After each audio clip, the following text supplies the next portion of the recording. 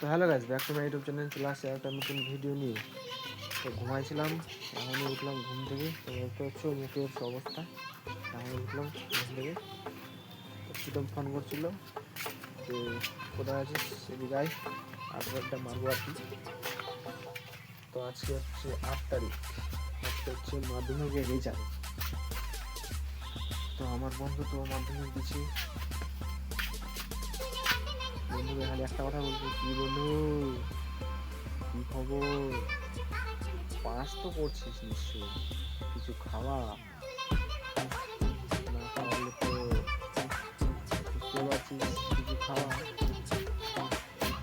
কিছু তো খাওয়াতেই হবে বন্ধু। মাধ্যমিক যেহেতু পাস করছিস,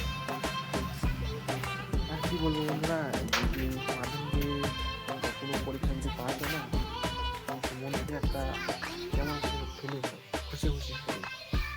যেমন পাস করলাম, ভালো লাগছে, ভালো লাগছে।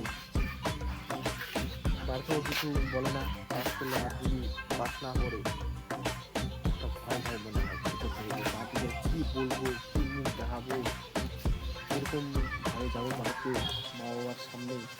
এত বছর ধরে আমাকে পড়াশোনা করালো, পাস করতে পারবো না, ওদের জন্য একটুকু মনটা রাখতে পারলাম না। সেরকম আমারও হয়েছিল।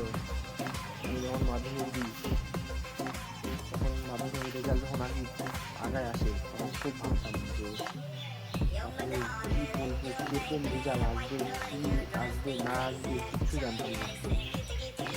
এরকম ভয় ভয় ভয় ভয় থাকতে থাকতে, যেহেতু রেজাল্ট অবশ্য ভালো আসছিল, সব ভালো আসছিল, বাড়িতে আর কি কিছু বলতে পারি না, একদম চলে আসছে। যাক আর কি, ছেলেটা ভালো নাম্বার পাই, আর কি পাস হয়েছে, তো ওটাই বলবো। তো আর কিছু বলবো না, দেখা হচ্ছে নেক্সট ভিডিওতে।